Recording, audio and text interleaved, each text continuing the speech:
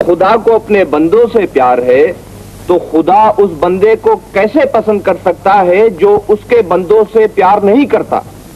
आप बच्चे नहीं हैं कि मैं आपको अलिफ से आम, बे से बिल्ली और पे से पंखे की तालीम दूं। मैं आपकी तालीम की इब्तिदा ही अक्ल से करना चाहता हूं। खुदा की जमीन का सीना चीर कर अनाज उगाने वाले मेहनत कुशो, तुम कुछ कहना चाहते हो मुराद?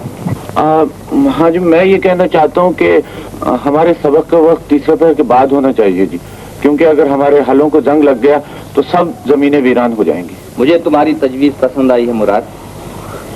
तो दोस्तों, कल से स्कूल 4 बजे लगा करेगा। अब आप लोग तशरीफ ले जाएं।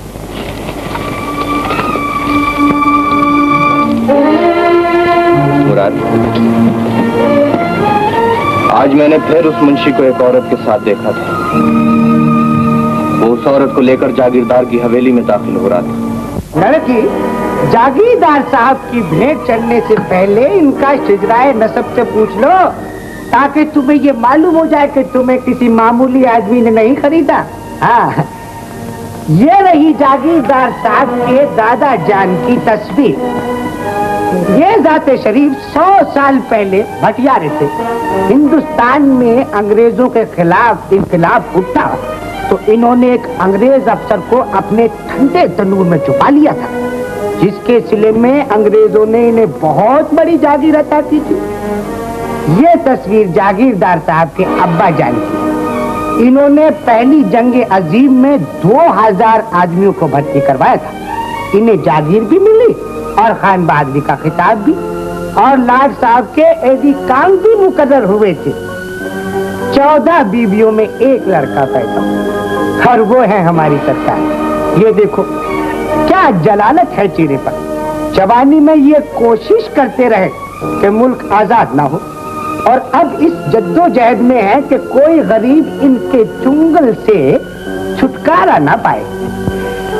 हाँ, नेक भी है और गुनाह भी कर लेते हैं मजबूरन।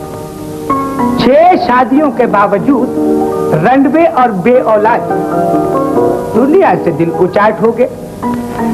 आकबत की फिक्र लगी है, इसीलिए तो मजदूर की मजदूरी पसीना खुश्क होने से पहले अदा कर देते हैं। अब तुम ही बताओ, तुम्हारे माँ बाप को 10,000 रुपए पेशगी नहीं दिया इन्होंने? क्या समझे मुंशी?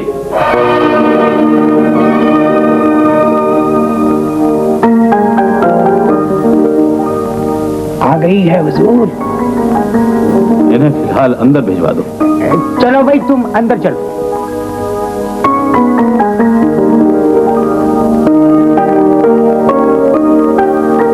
आज हम बहुत परेशान हैं मुंशी। क्यों, खैरियत है हुजूर?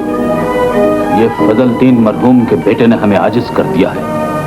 हमें अपने किसानों की नजरें बदली बदली दिखाई दे रही है। समझ गया हुजूर, आपका इशारा अमजद की तरफ है, जो अपनी बातों से लोगों के दिलों में जहर घोल रहा है। लेकिन हुजूर, ये सारा कसूर तो आप ही का है, जिन्होंने अपने इलाके में उसे बालगों का स्कूल खोलने की इजाजत दी। उस वक्त हम नहीं जानते थे कि हम एक सांप को दूध पिला रहे हैं। हमने सोचा भी नहीं था कि हमारे टुकड़ों पर पला हुआ ये एहसान फरामोश लोगों को हमारे खिलाफ भड़काएगा। मुंशी, हमें किसी खतरे की बू आ रही है। कैसी अजीब बात की हुजूर, क्या अमजद और क्या उसकी औकात। कुछ अरसे ठहर जाइए, जब उसे अपनी जवान बहन ब्याहने की जरूरत पड़ी ना, तो अपनी तमाम तकरीरें और किताबें छोड़कर आपकी तिजोरी के सामने सजदे करेगा। बहुत अच्छी बात है। तजर्बे की बात की है हुजूर। एक भाई को जवान बहन से बड़ी मजबूरी और क्या हो सकती है? चौकड़ी ना भूल जाए तो मेरा नाम बदल दीजिए।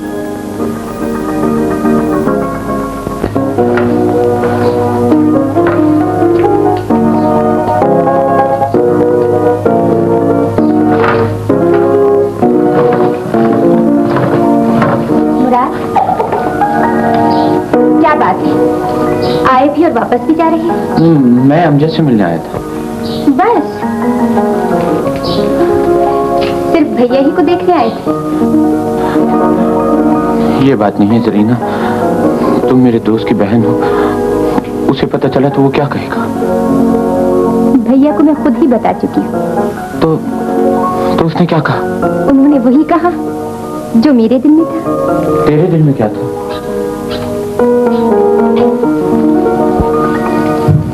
यही कि इस पूरे इलाके में तुमसे अच्छा कोई नहीं है। लेकिन अमजद ने तो मुझे ये नहीं बताया।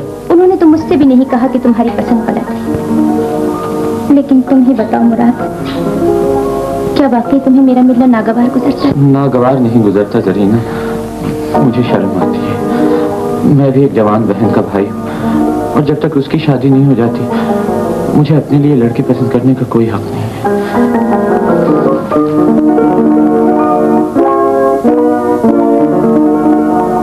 तुम्हारे खामन की बीमारी के जिम्मेदार हम नहीं हैं।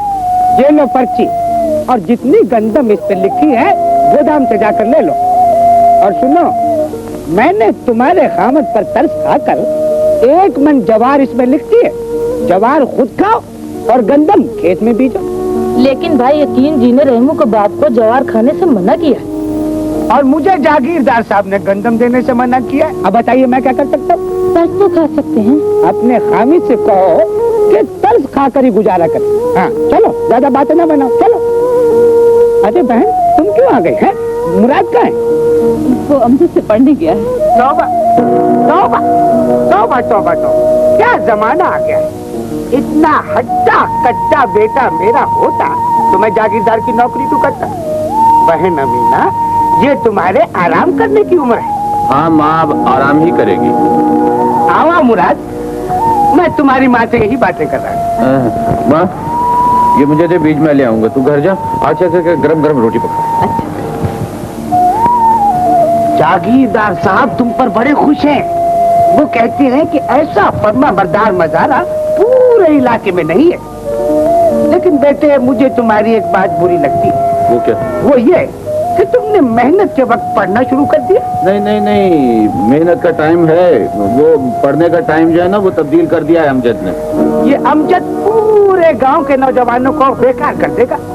शहर से ना जाने क्या सीख कर आया, क्या जहर है जो किसानों के दिलों में दाखिल कर रहा है। यहाँ के किसानों का नसीब बदलना चाहता है मुंशी जी। इस्तग़फ़ार पढ़ो बेटे, नसीब बदलने का सिवाय खुदा के किसी को इख्तियार नहीं। ये शख्स तुम्हें दुनिया और दीन दोनों से दूर कर दे। अब क्या करें मुंशी जी, बचपन का दोस्त है, उसकी किसी बात को टाला भी नहीं जाता। दोस्त है ना तो उसे समझा देना कि जिम्मेदार के दिल में उसके खिलाफ जहर पकड़ा। ना ना ना मुंशी जी, जिम्मेदारी से कहो, उसे समझा ले। मैं उसे कुछ नहीं कह सकता और फिर वो मेरी बात से कायल भी नहीं होगा। मुझे कायल कौन कर सकता है जरीना, जब मैं जानता हूं कि जमीन का हकदार वही है जो जमीन पे हल चलाता है। किसान खाक को खून देकर उसमें से इंसानों के लिए जिंदगी उगाता है। ये जमीन खुदा की है, इसका कोई एक आदमी मालिक नहीं हो सकता। मुझे तो तुम्हारी बातों से डर आने लगा है। कहीं जागीरदार को अपना दुश्मन न बना देना। खुदा किसी का दुश्मन न हो सरीना। ऐसे कई जागीरदार मिलकर भी मेरा कुछ नहीं बिगाड़ सकते। अब तुमसे बहस कौन करे भाईजान। मैं तो कहती हूँ सारी दुनिया को जागीरदार के खिलाफ भड़काओ, लेकिन मुराद को कोई सबक न दो। मैं जानता हूँ जरीना, तुम उसके मुतालिक क्या सोचती हो, लेकिन अगर उसके हालात यही रहे जो हैं, उसके घर में भूख की तरह पलती रही, तो न वो अपनी बहन की शादी कर सकेगा और न ही वो इस काबिल होगा कि तुम्हारा मुस्तकबिल संवार सके। अगर मैं एक बात करूं तो गुस्सा न करना। मुझे नाइंसाफी के सिवा किसी बात पर गुस्सा नहीं आता। तुम आसिया को अपने लिए क्यों पसंद नहीं कर लेते?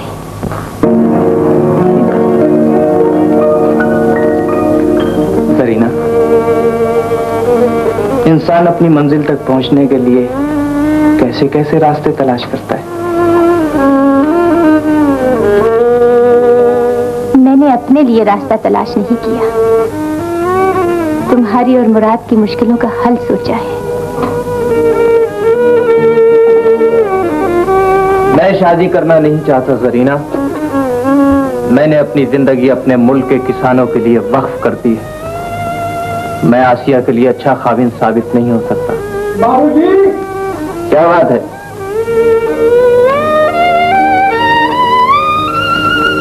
आपको जागीरदार साहब ने बुलाया है। तुम चलो, मैं आता हूं।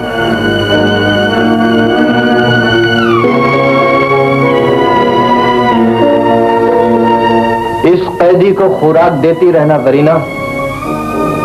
मैं इसमें पिंजरे समेत उड़ जाने की ताकत पैदा करना चाहता हूं।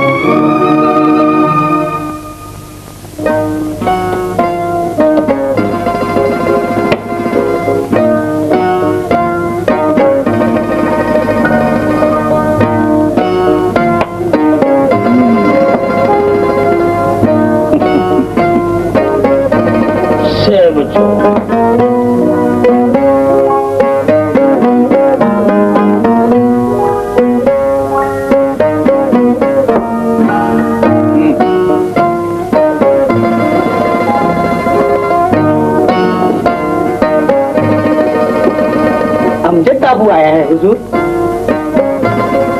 ये लो मां। तुम अंदर चलो जबरदस्त।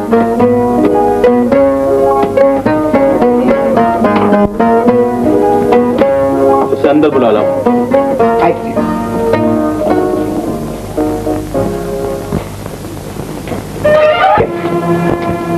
हूबहू मुंशी फजलू। लेकिन बेटे हमें तुमसे एक गिला है, जब से शहर से आए हो हमें सिर्फ पैगाम ही भेजे हैं, मिलने के लिए नहीं आए। चौधरी साहब, गांव आते ही मुझ पर वो फर्ज आ पड़ा, इसकी वजह से फुर्सत न मिल सकी। हम तुम्हारे फर्ज को तुमसे बेहतर समझते हैं बेटे। हम जानते हैं कि फजलू ने मरने के बाद कोई असासा नहीं छोड़ा। एक गरीब मुलाजिम ही तो था बेचारा। लेकिन शायद तुम ये नहीं जानते, हमारी ये शान और शौकत रियाया ही के बल से है। आप कहना क्या चाहते हैं चौधरी साहब? कहना क्या है बेटे, तुम्हारा बाप जिंदा होता तो उसके चेहरे पर लिखी हुई जरूरत पड़ लेता। इतने अफसोस की बात है कि मुझे मेरे आदमियों ने तुम्हारी परेशानियों के मुतालिक बताया। बेटे मैं नहीं चाहता कि तुम मेरे आदमियों के सामने अपनी जरूरत बयान किया करो, इसलिए मैंने तुम्हें यहाँ बुलाया। मुझे किसी चीज की जरूरत नहीं चौधरी साहब। तालीम ने मुझे अपनी जरूरत आप पूरी करने का तरीका सिखाया है, हाथ फैलाने का नहीं।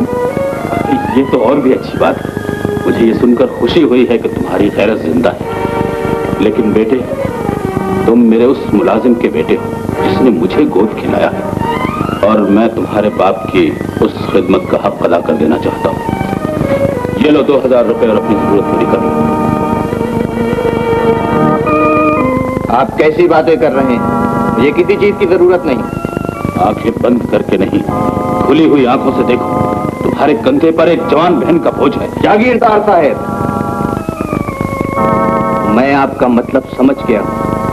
जिस बात का एहसास आप मुझे दिलाना चाहते हैं वो मुझ में मौजूद है, लेकिन आप इन नोटों के बजाय इन नोटों की तहों में छुपे हुए उस दुख को बयान करते जो आपको मुझसे पहुंचा था, तो मैं इसे दयानतदारी समझता।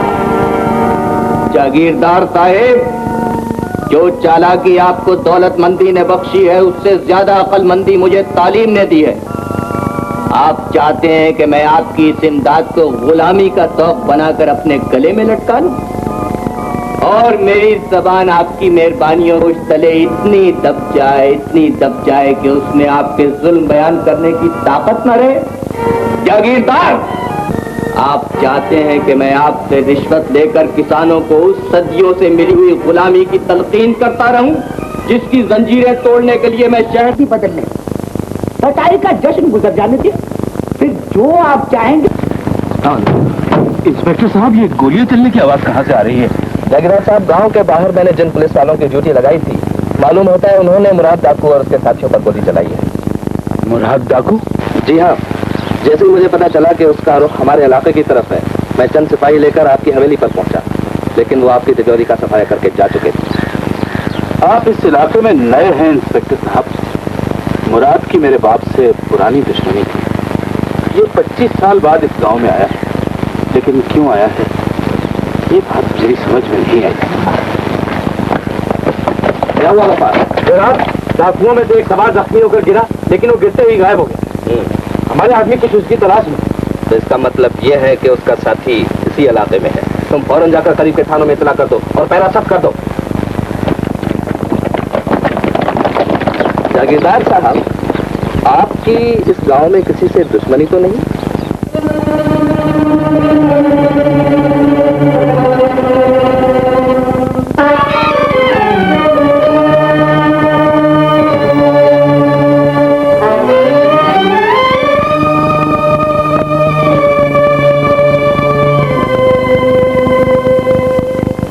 साहब, हम ये नहीं कहते कि मुराद डाकू का आपके साथ कोई राहो रस्म है, लेकिन हमें ये शक जरूर है कि आप इस गांव का अमन तबाह करने की कोशिश में लगे रहते हैं। मुमकिन है मुराद डाकू का इतने अरसे बाद यहाँ आने से आपका भी कोई ताल्लुक हो। इंस्पेक्टर साहब, शायद ये शक आपका नहीं, जागीरदार साहब की सरगोशी ने आपको इस नतीजे पर पहुंचाया है। ठीक है, ये भी ठीक है। जागीरदार साहब इस गांव के सबसे ज्यादा शरीफ और सबसे बड़े आदमी, वो खुदा न खास्ता दीवाने तो नहीं कि हर एक को शक की नजरों से देखने लगे। इंस्पेक्टर साहब, मैं आपको शक करने से तो मना नहीं कर सकता, लेकिन इतना जरूर बता सकता कि कानून की इमारत यकीन की बुनियाद पर तामीर होती है और शक दुश्मनी या जाती रंजिश से परवरिश पाता है। मैं जब से पढ़कर यहाँ आया, मैंने तालीम बालगां के स्कूल खोल लिया। मैं गरीबों का अंधेरा दूर करना चाहता हूँ, और यही एक ऐसा जुर्म है जो न सिर्फ हमारे जागीरदार साहब बल्कि दुनिया के हर उस साका को अच्छा नहीं लगता जिसकी नाइंसाफियों की बुनियाद गरीबों की जाहिलियत पर कायम। आप तो मुझे सियासी आदमी मालूम होते हैं। सियासी नहीं, जज्बाती कह सकते हैं। आप पढ़े लिखे अफसर हैं इंस्पेक्टर साहब। आप समझ सकते हैं कि जो शख्स अपनी जुबान की सच्चाई से अपने दुश्मन पैदा कर सकता है, वो छुपकर जुर्म करने का कायल नहीं होता। हमें आपकी बात पसंद आई अमजद साहब, लेकिन आप जानते हैं कि जो शख्स मुद्दई हो, पुलिस को उसके जाती शक को अहमियत देनी पड़ती है। जहां तक जागीरदार साहब का ताल्लुक है, तो उसने हमें एक रास्ता जरूर दिखाया है और हम उस पर चलने की कोशिश भी करेंगे। लेकिन आपकी बातें सुनकर हम ये उम्मीद रखते हैं कि आप जैसा आदमी हमारे साथ तावन जरूर करेगा। आप जा सकते हैं, लेकिन ये ध्यान रहे कि डाकुओं का एक साथी इस इलाके में मौजूद है और बहुत मुमकिन है कि वो हमसे पहले आपकी नजर में आ जाए। शुक्रिया इंस्पेक्टर साहब।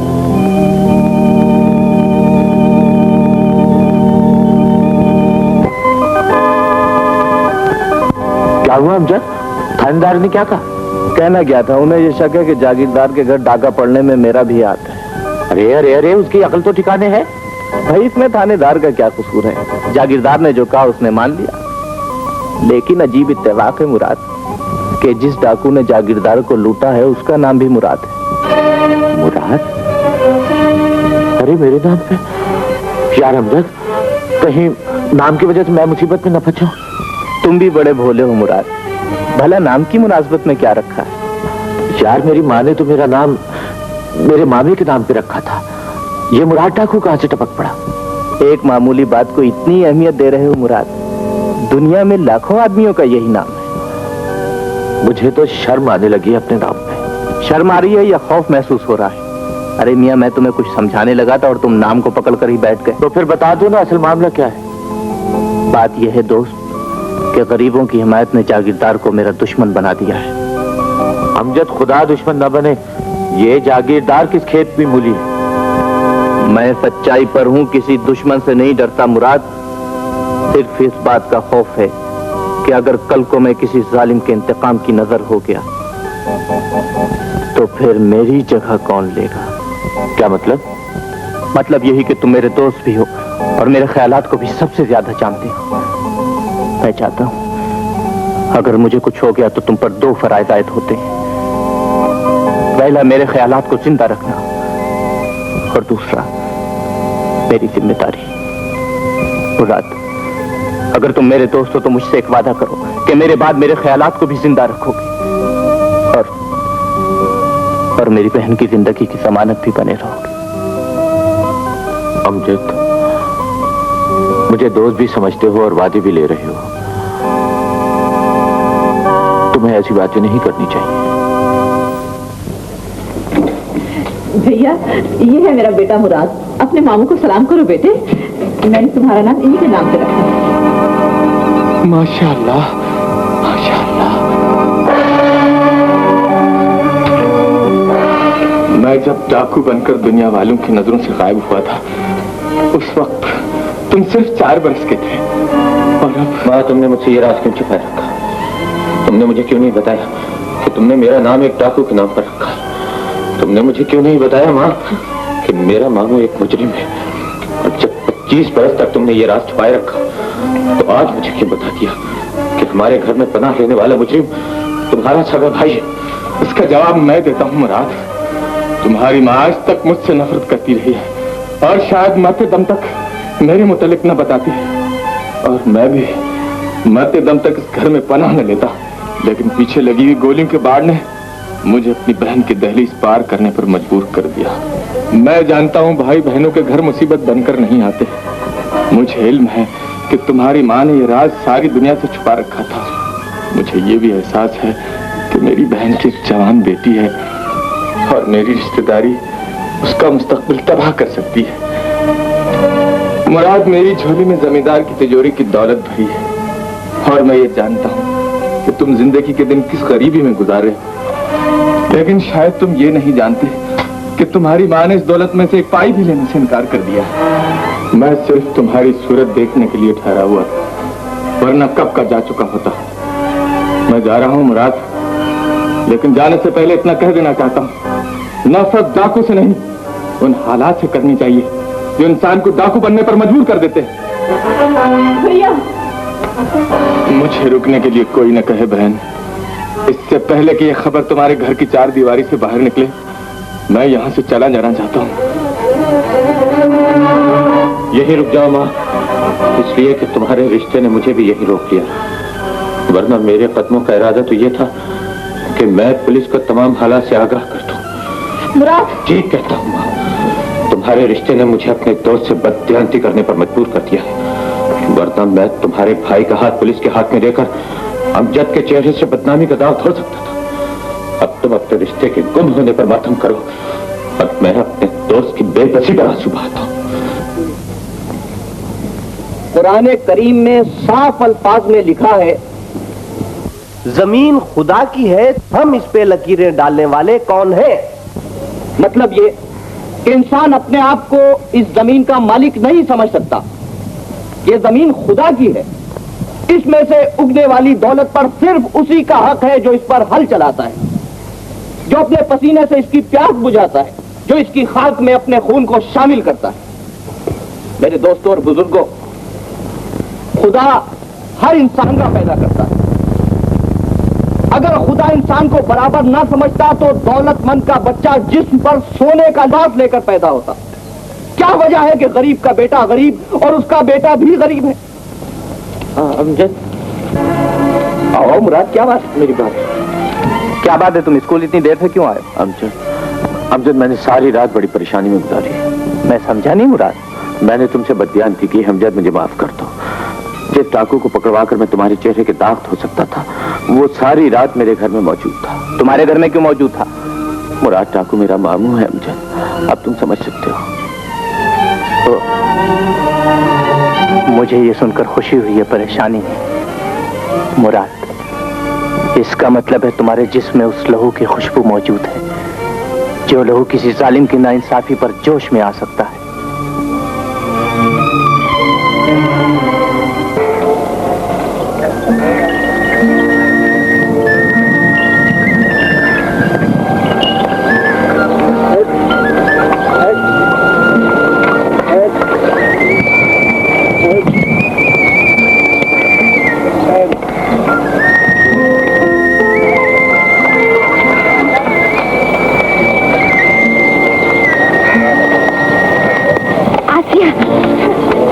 तुम्हारा इंतजार कर रही थी। क्यों? मुझे मालूम था तुम मुराद की रोटी लेकर आओगी। बगैर काम तो उससे मुलाकात हो नहीं सकती। ना ये रोटी मुझे दे दो, मैं उसे दे आती हूँ। ना बाजी, तुम चाहते हो जब भैया घर वापस पहुँचे तो मुझे उल्टा लटका दे, तो मैं रोटी लेके क्यों नहीं आई? इतना डरती है अपने भैया से? तुम भी तो डरती हो, जो बगैर काम उसके पास जाने से दिख जाती है। कोई नहीं, वो तुझे कुछ नहीं कहेगा। ना ये रोटी मुझे दे दे, बहुत प्यार करती हूँ मेरे भैया से।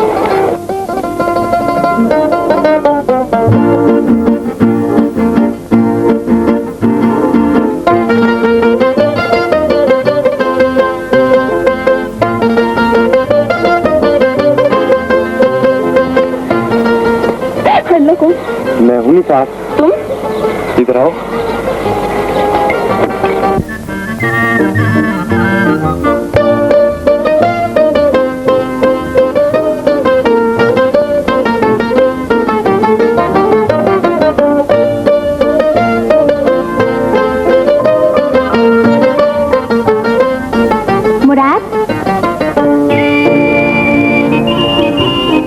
यहाँ कैसे आ गई? आसिया कहाँ है?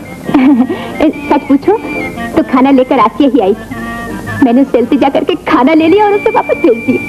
क्यों? इस क्यों का मतलब भी बताती हूँ। जरा आराम से बैठो, तुम खाना खाते जाओगे, मैं तुम्हारे हर सवाल का जवाब देती जाऊंगी। ठीक?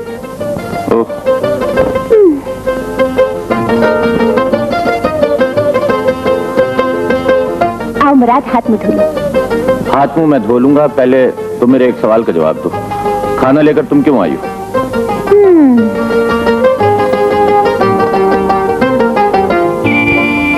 पहले तुम मेरे एक सवाल का जवाब दो, फिर जो तुम पूछोगे मैं बताती जाऊंगी। बोलो, क्या कहना चाहती? तुम मुझसे नफरत करते हो? नहीं तो? इसका मतलब है तुम मुझसे मोहब्बत करते हो। ये कैसे कह सकती हो? नफरत न करने का मकसद ये तो नहीं है कि मैं तुमसे मोहब्बत करता हूँ। तीसरी कोई चीज ही नहीं है मुराद। या तो इंसान नफरत करे या मोहब्बत, और जाहिर है तुम मुझसे नफरत नहीं कर सकते, तुम मुझसे मोहब्बत करते हो। तो फिर सुन लो, मैं तुमसे मोहब्बत नहीं करता। और तुम भी सुन लो, मैं तुमसे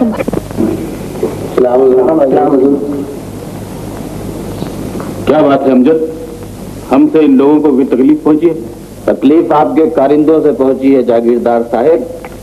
आपके कारिंदे बटाई की फसल के साथ साथ इनके हिस्से की गंदम भी इनके घरों से उठा लाए।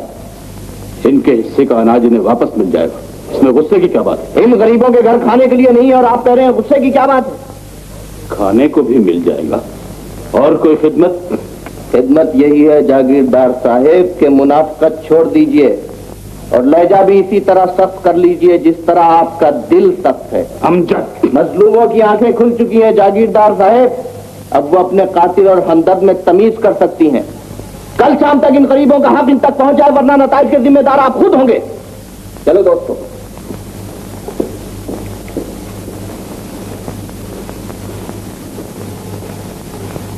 मुंशी, हुजूर, हद हो गई हमारी बेइज्जती की।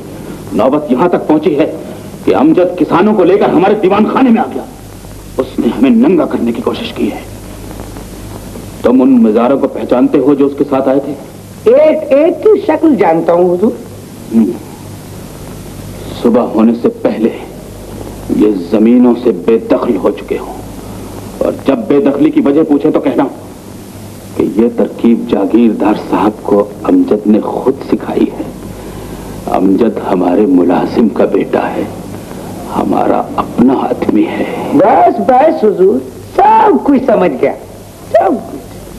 कसम खाने वाला काफिर है, खुदा की कसम। तुम लोगों के जानने के बाद अमजद भी जागीरदार साहब के पास आया तो बड़े गुस्से में था, लेकिन चंद मिनट की खुसर फुसर से जागीरदार साहब की खुशामद करने लगा और कहने लगा कि जो किसान फरियाद लेकर आए थे उन्हें जमीनों से बेदखल ही करते। सकते हो, झूठ बोलते हो, हम तो ऐसा नहीं कर सकता। कौन दोजगी झूठ कहता है? अरे मुसलमान हो, यकीन करो, मैं कोई जागीरदार का दामाद हूं जो उसकी हिमायत करूं? मैंने भी खुदा को जान देनी है, अपनी कब्र में पड़ना है, जागीरदार के मकबरे में दफन नहीं होना। हाँ, मैं भी तुम लोगों में से हूँ, गरीब हूँ, पर तुम्हारी तरह बेवकूफ नहीं हूँ। हाँ, मैं नहीं चाहता कि तुम्हारे बाल बच्चे भीख मांगे। सोचते क्या हो, यकीन करो, अगर मैं तुमसे धोखा करूं तो खुदा मुझे कुत्ते की मौत मारे। मैं तो कहता हूं कि मैं यही बैठता हूं, तुम रमजानी को लेकर जागीरदार की हवेली में जाओ, समझे? लेकिन अगर मैं सच्चा हुआ तो मुझे इनाम क्या दोगे? हम जागीरदार साहब से माफी मांग लेंगे। शाबाश शाबाश। रमजानी जी, इन लोगों को हवेली में ले जाओ। आओ भाई, चले।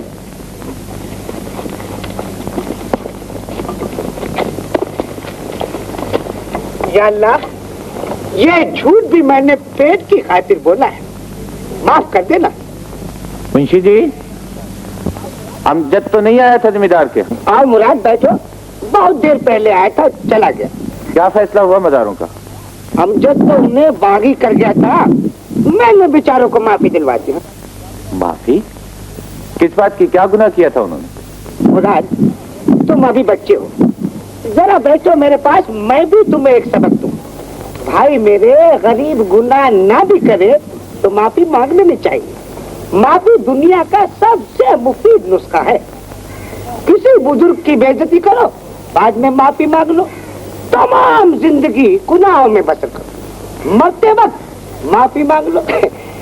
हमने तो दूसरी शादी करने के बाद अपनी पहली बीवी से माफी मांग ली और मामला ना पता पाओगे। भाई मेरे, माफी तो वो नुस्खा है जो हर बीमारी का इलाज। वो है माफी, क्या कहने हैं तेरे? है? चला गया मुराद? चलो अच्छा है। अमजद हमारे मरहूम नौकर का बेटा है। हम उसे तुमसे ज्यादा जानते हैं और तुम ये नहीं जानते कि वो हमें खौफजदा करके अपनी बहन की शादी हमारे साथ करना चाहता है और हम इसके लिए राजी नहीं हैं। अगर तुम्हें यकीन है तो अपनी जमीनों पर वापस चले जाओ और सुनो, उन कारिंदों को खुद ही निकाल दो जो हमारे कंधे पर बंदूक रखकर चलाना चाहते हैं। तुम लोग जा सकते हो।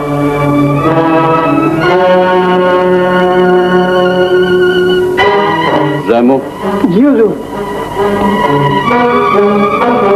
हमें अकेला छोड़ दो और मुंशी से कहो कि वो शाम से पहले हमारे पास आए। आज हम एक सांप का शिकार करना चाहते हैं।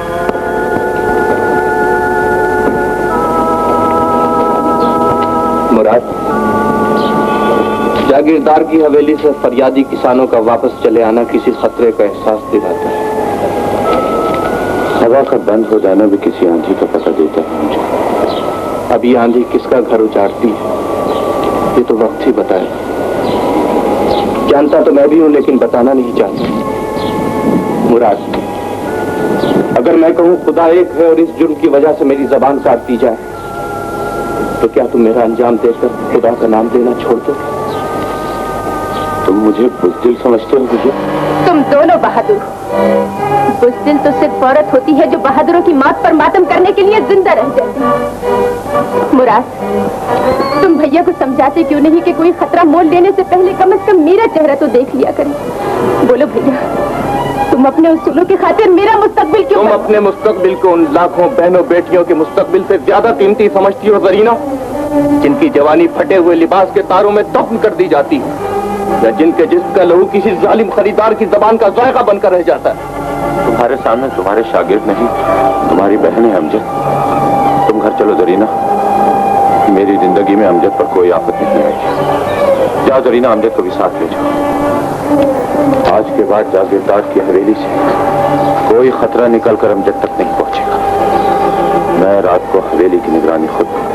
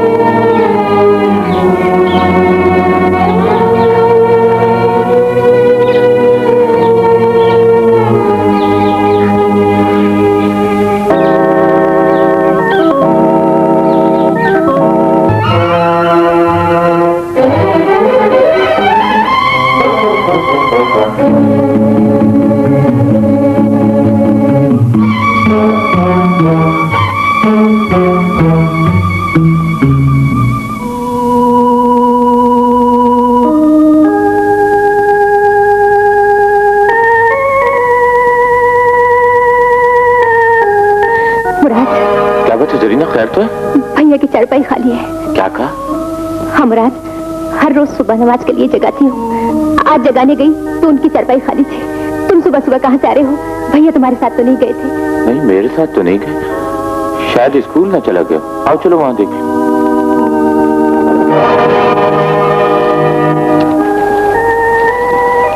आज का सबक सच्चाई के लिए जान देना बहादुरी है।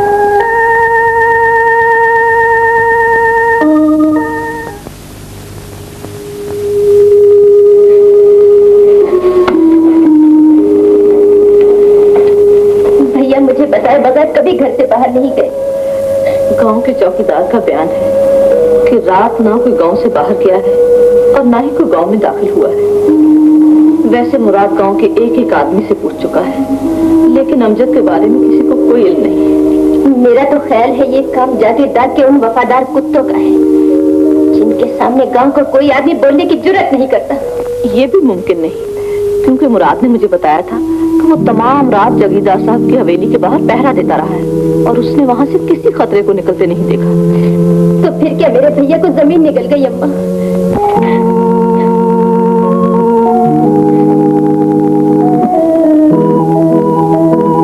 इस जमीन पर अभी एक आदमी बाकी है जिससे अमजद का पता चल सकता है, और वो है जागीरदार खुद। हमें यकीन है कि सिवाय मुराद के कोई और आदमी हमसे अमजद का पता पूछने नहीं आएगा। और हमें यह भी यकीन है कि अमजद इस वक्त तक दूसरे जहान पहुंच चुका होगा। लेकिन मुंशी जी, जो स्कीम हमने तुम्हें बताई है, अगर उसमें जरा भी कोताही हुई तो याद रखो, कानून के पंजे से न तुम बच सकोगे और न हम। सब स्कीम समझ चुका है हुजूर। ये 2 नाली पड़ी है और ये रहा नाजायज पिस्तौल। इसमें सिर्फ 2 गोलियां हैं। सामने वाली दीवार पर चला दीजिए, लेकिन पिस्तौल पर आग में आया है। किसी खातिर की जरूरत नहीं है हुजूर, मुझे सिर्फ इतना बता दें, अमजद कहाँ है? अमजद? जी वही, आपके मरहूम नौकर फजलू का बेटा। क्यों, क्या हुआ है उसे? कहाँ चला गया है वो? यही तो मैं पूछने आया हूँ कि वो कहाँ चला गया है। घर पर मौजूद नहीं है क्या? मौजूद तो वो आपकी हवेली में भी नहीं है जागीरदार साहब, लेकिन उसके कदमों के निशान बताते हैं कि वो आपकी नफरत के दरवाजे में दाखिल हुआ था, वापस नहीं निकला। सरकार पर इल्जाम लगाते हुए तुम्हें शर्म नहीं आती मुराद? मुंशी, गरजमंद दीवाना होता है, हमने इसकी बात का गुस्सा नहीं किया। बेटे, अगर तुम्हें यकीन नहीं तो हम कसम खाते हैं कि हमें उसका कुछ पता नहीं।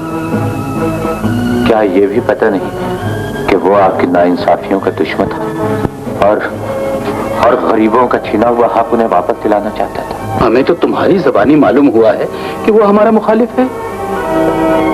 आप ही उसकी सच्चाई के सबसे बड़े मुखालिफ थे जागीरदार साहब। अपना चेहरा छुपाने की कोशिश मत कीजिए, इसलिए कि आपका नर्म लहजा ही आपकी चालाकी साबित करने के लिए बहुत काफी है। किसान जागे, अपने गिरेबान में झांको और जबान बंद रखो। जानते नहीं हो किस 4 दीवारी में खड़े हो? जानता हूं, अमजद की आवाज भी इन्हीं दीवारों से टकराई थी।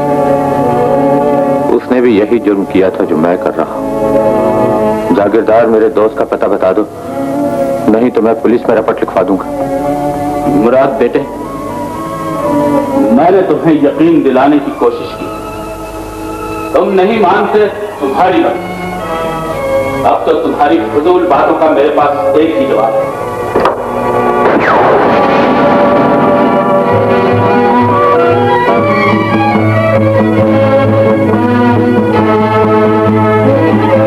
मुंशी, थाने में इत्तला कर दो कि मुराद यहाँ कत्ल और डाके के इरादे से आया था। कुछ भी है माजी, मुराद सच्चा है या झूठा, इस बात का फैसला तो अदालत ही करेगी। लेकिन जहां तक उसके जागीरदार साहब की हवेली में दाखिल होने का ताल्लुक है, तो उसे ऐसा नहीं करना चाहिए था। उसने जागीरदार साहब पर 2 फायर भी किए हैं। वो अलग बात है कि वो बच निकले, लेकिन उनके कब्जे से एक नाजायज पिस्तौल का बरामद होना इस बात का सबूत है कि वो इरादे कत्ल से गया था। लेकिन मेरा दिल कहता है कि मुराद बेगुनाह है। मैं कसम खा सकती हूँ, मेरे भैया ने ऐसा नहीं किया। वो तो सिर्फ जिम्मेदार से अमजद भाई का पता पूछने के लिए गए थे। खुदा की कसम, जब वो गए थे उनके हाथ में कोई पिस्तौल नहीं था। ठीक है, आप मुझ पर एतमाद करें। अगर वो वाकई बेगुनाह है तो मैं उसके साथ नाइंसाफी नहीं होने दूंगा। सर, क्या बात है? अमजद की बहन आई।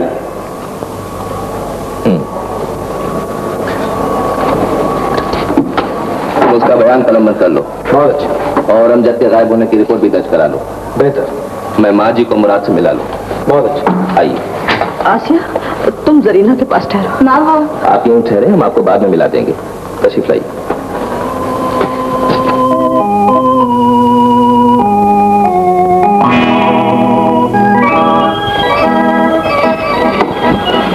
तुम यहाँ क्यों आई हो माँ? तुम यहाँ क्यों आए हो बेटे? तुम तो बेगुनाह हो। तुम तो तकदीर पे यकीन रखती हो माँ। मेरी बेगुनाही को भी तकदीर का खेल समझकर खामोश हो जाओ। तूने देख लिया माँ, मैं जागीरदार के घर अमजद का पता पूछने गया था। मुझे गोली मार दी और अपने हवालात में बंद करा दिया। बेटे, माँ, अमजद हमें तकदीर के चक्करों से निकालकर हक की पहचान कराना चाहता था। और तुम तो कहती थी माँ कि गरीबी हमें खुदा की तरफ से मिली है। ये सजा मुझे किसने दी है? मजबूरियां तो हमें तकदीर ने दी थी, लेकिन मेरे दोस्त अमजद को कौन सी तकदीर ले गई? जवाब दो माँ, नहीं तो सब्र ही की तलकीन करो, क्योंकि खुदा सब्र करने वालों के साथ है। जाओ माँ, समझ लेना कि जिस तकदीर ने अमजद को गांव से गायब किया है, उसी तकदीर ने मुझे भी गुम कर दिया। मुझे भी गुम कर दिया। मैं बोल रहा हूँ इंस्पेक्टर, मैं अमजद को अच्छा आदमी नहीं समझता था, ये सही है। ठीक है, आप यहाँ तशरीफ ले आए, आपको अपने सवालात का जवाब मिल जाएगा। जी हाँ, आप जब चाहें यहाँ आ सकते हैं। मुझे एक काम से शहर जाना था, अब नहीं जाऊंगा। आप यहाँ तशरीफ ले आए, मैं हवेली में आपका इंतजार करूंगा। जी।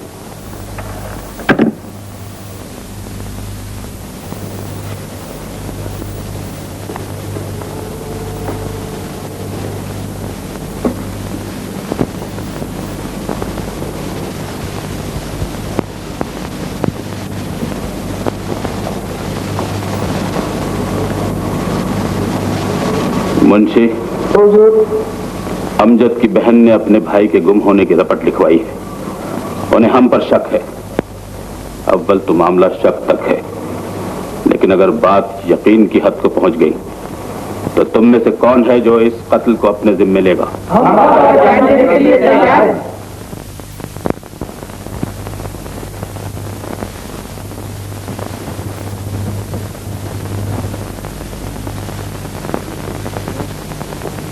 रहमू जी हुजूर। तुम अपनी आखिरी उम्र में हो, इस काम के लिए तुम मुनासिब हो। मुंशी, अव्वल तो हम ये नौबत आने नहीं देंगे, लेकिन अगर आ गई तो तुम रहमू की बीवी को 300 रुपए वजीफा देते रहना। रहमू, ये काफी है या इससे ज्यादा चाहते हो? आप हमारी बात है हुजूर। जाओ। अरे गांव के किसी घर की रोशनी धीमी नहीं होनी चाहिए जरीना। अमजद की बहन न जमीन के मुंह में जबान होती है और न लहू बोल सकता है, लेकिन अगर तुम अमजद के गायब होने से पहले मुझे आवाज दे देती तो शायद किसी और को सदाएं देने की जरूरत न रहती। रोशनी में खड़े होकर किसी दुश्मन का चेहरा एक हमदर्द का चेहरा नहीं बन सकता जागीरदार साहब। अगर आप अपने चेहरे पर सूरज भी सजा कर आए तो उन दागों को नहीं छुपा सकते जिनमें मेरे भाई के लहू का रंग नजर आ रहा है। तुम एक बहन की आंख से देख रही हो जरीना। अगर इंसाफ की नजरों से देखो तो मैं अपने उस नमक की कसम खा सकता हूं जो मैंने तुम्हारे बाप की रगों में डाला था कि मुझे अमजद के मुतालिक कुछ पता नहीं। मैं तो इसलिए आया था कि शायद उन जख्मों को धो सकूं जो तकदीर ने तुम्हारे सीने में लगाए हैं। तकदीर किसी ऐसी चीज का नाम नहीं जागीरदार साहब जिसकी शनाख्त ना हो सके। जमाना जान चुका है कि गरीबों की तकदीर वही लोग लिखते हैं जिनके हाथों में तकदीर बदलने का इख्तियार भी होता है और जख्म लगाने का भी। जागीरदार साहब, मेरे भाई को जो तकदीर ले गई थी वो आपकी हवेली से आपसे मशवरा करके आई थी। तुम मुझ पर इल्जाम लगा रही हो जरीना? मैंने इल्जाम नहीं लगाया, जुर्म साबित किया है। ये न भूलो जरीना कि इस गांव में सिर्फ मैं ही तुम लोगों का हमदर्द हूँ। मुझे ना आपकी हमदर्दी की जरूरत है ना कानून से इमदाद की। मैं तो सिर्फ वो दरवाजा खुलने की मुंतजिर हूँ जो इंसाफ का दरवाजा।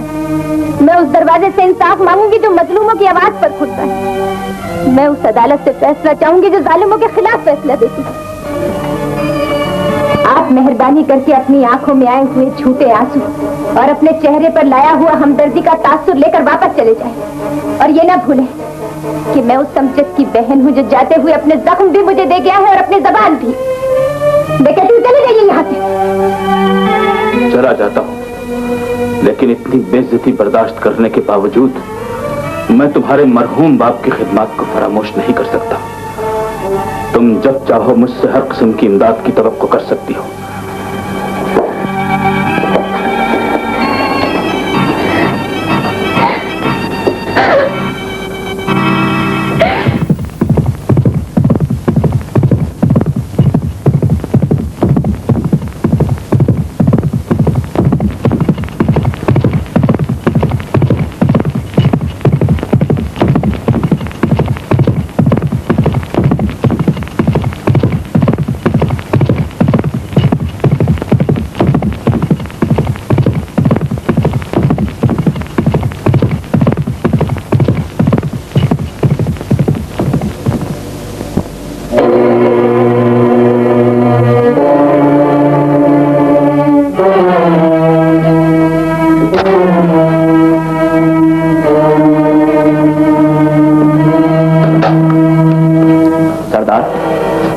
बशीरा, क्या खबर लाए हो? कब है मीरपुर के जमींदार की बेटी की शादी? अगले इतवार को शादी है, लेकिन हालात से ये पता चलता है कि पुलिस का पूरा इंतजाम होगा। जो पूछता हूँ वही बताया करो। मुझे मालूम है उस इलाके का कोई भी दौलतमंद पुलिस की इमदाद के बगैर अपने आप को महफूज नहीं समझता। जाओ। तुम गए नहीं? मैं आपको एक और खबर सुनाना चाहता हूँ सरदार। रास्ते में मक्खनपुर का एक आदमी मिला था। मक्खनपुर? जी हाँ, मुझे उस आदमी की जबानी पता चला है कि वहाँ के जागीरदार ने मुराद नामी एक किसान को कत्ल और डकैती के इल्जाम में हवाला भिजवा दिया है। क्या कह रहे हो बशीरे? ठीक कह रहा हूँ सरदार। क्या उसके साथ कोई औरत या लड़की तो नहीं थी थाने में? नहीं सरदार, सिपाहियों के गुफ्तगू से मालूम हुआ कि कल शहर में उसकी तारीख है। ठीक है, कल के लिए साथियों को तैयार करो। जाना कहाँ है सरदार? सब कुछ बाद में समझा दूंगा, तुम जाओ। साथियों, कल के लिए तैयार हो जाओ। मुराद और मक्खनपुर का इलाका इतना खतरनाक नहीं है नौजवान। तुम ट्रेनिंग खत्म करके आज यहाँ पहुंचे हो तो एक बात ज़हन नशीन कर लेना, वो ये कि पुलिस अफसर का फर्ज उसके हर जज्बे, हर रिश्ते और हर दूसरे फर्ज से ज्यादा अहम होता है। मैं आज ही तुम्हारे सुपुर्द एक ड्यूटी करता हूं, वो ये कि तुम एक हवालाती को लेकर शहर रवाना हो जाओ जिसकी सुबह पहली पेशी है। ये हवालाती कोई खतरनाक आदमी नहीं है, गांव का एक सीधा साधा किसान है। जितनी देर में रोजनामचा लिखा जाता है, अगर आप इजाजत दें तो मैं गांव के माहौल का जायजा ले लूं। तुमने इससे पहले कभी गांव नहीं देखा? देखा है, लेकिन इस वर्दी में नहीं। अच्छा, जाओ।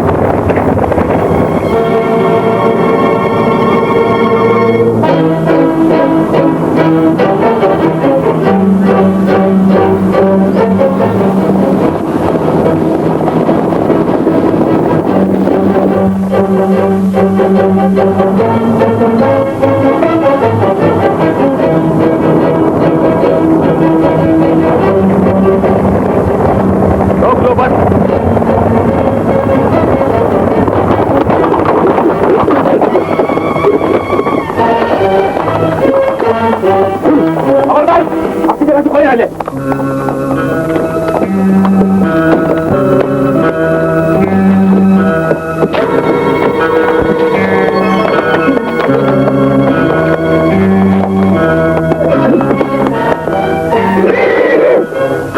डाकू भाई, मैं कसम खा के कह सकता हूँ कि मेरा पैसे और पुलिस से कोई ताल्लुक नहीं है जी। मुझे तो जागीरदार साहब ने बस में सवार किया था, 10 रुपए भी दिए थे, 5 रुपए के माल से और केले खरीद लिए। ये 5 रुपए बचे, ये आप ले लीजिए। मुझे यही छोड़ जाए जी, मैं किसी ट्रक में बैठ के चला जाऊंगा। जा जहन्नम में। नहीं नहीं, मैं ले जाते। मुझे क्या जाता हूँ। मुराद, घोड़े पे आओ। चलो।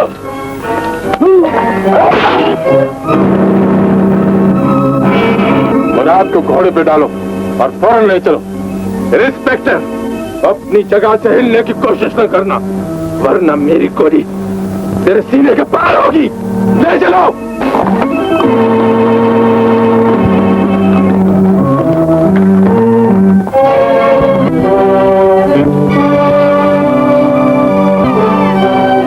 तुम लोग कौन हो? तुम्हें मुझसे क्या हमदर्दी थी? हमदर्दी मुझे थी, इन्हें नहीं। मामू, तुम? मुझे किसी रिश्ते का नाम न दो मुराद, क्योंकि मैं तुम्हें इसलिए यहाँ नहीं लाया था कि तुम मेरी बहन के बेटे हो। मुराद, कोई इंसान चाहे कितना ही जालिम क्यों न हो, अपनी औलाद को ऐसी जिंदगी की तरफ नहीं ले जा सकता जिसमें खतरा ही खतरा। तो फिर तुम मुझे कानून के हाथों से छुड़ाकर यहाँ क्यों लाए? क्या तुम मुझसे उस ज्यादती का बदला लेना चाहते हो जो मैंने तुमसे अपने घर पर की थी? कोई भाई अपनी बहन की औलाद से इंतकाम नहीं ले सकता मुराद। मैंने तुम्हें भी उन लाखों गरीबों में से एक समझा जो वक्त की नाइंसाफियों का शिकार हो चुके हैं। मुझे तुम्हारे चेहरे पर उसी बेगुनाही की लकीरें नजर आई थी जो सच्चाई की खातिर सजा पाने वालों के चेहरों पर नजर आती है।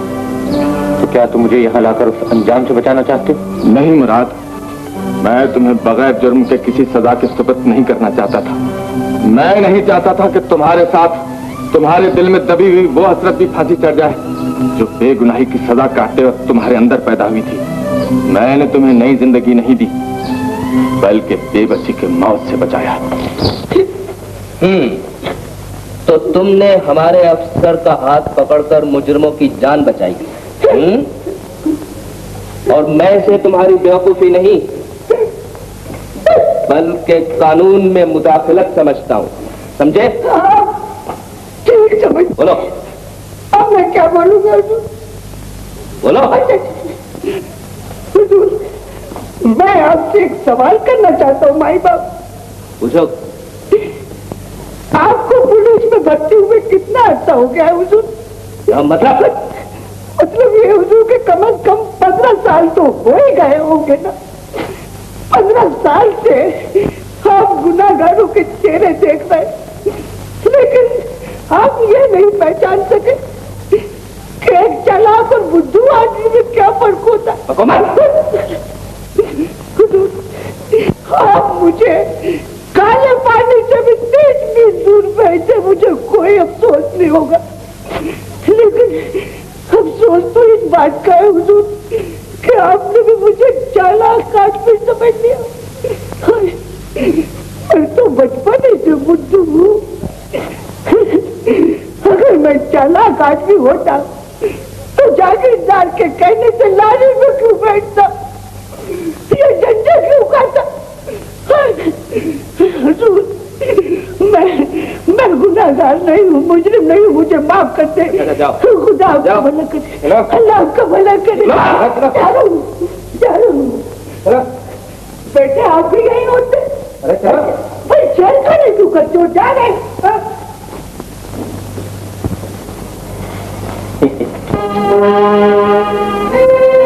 सो रहे हो या जाग रहे? मैं जानता हूं मुराद बेटे, तुम किस उलझन में पड़े, इसलिए मैंने ये बंदूक उठाकर तुमसे दूर कर दी, क्योंकि ये बंदूक सिर्फ उन हाथों की मुंतजर होती है जो नाइंसाफी के खिलाफ लड़ सके। सर पकड़कर पछताने वालों का इससे दूर का भी वास्ता नहीं होता। पछता नहीं रहा हूं मामू, सोच रहा हूं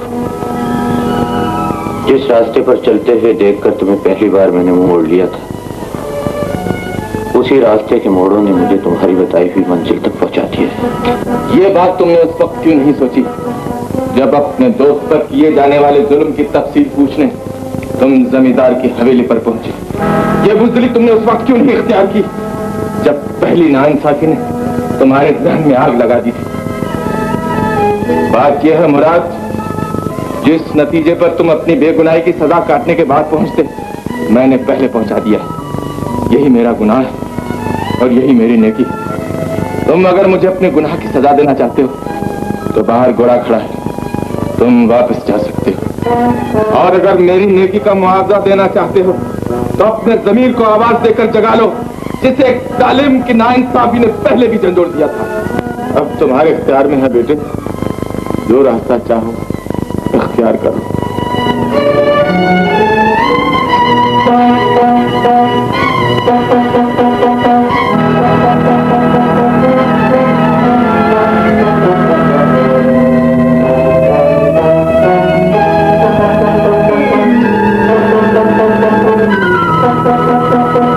तिजोरी की चाबियां कहाँ हैं? इसे न मारो, मुझे मार लो बेटा।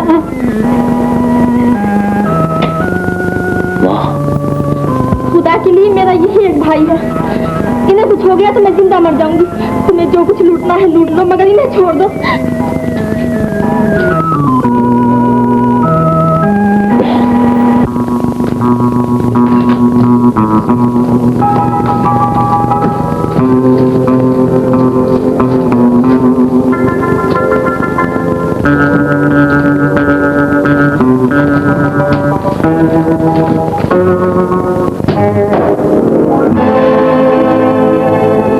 मैं ये काम नहीं कर सकता मामू।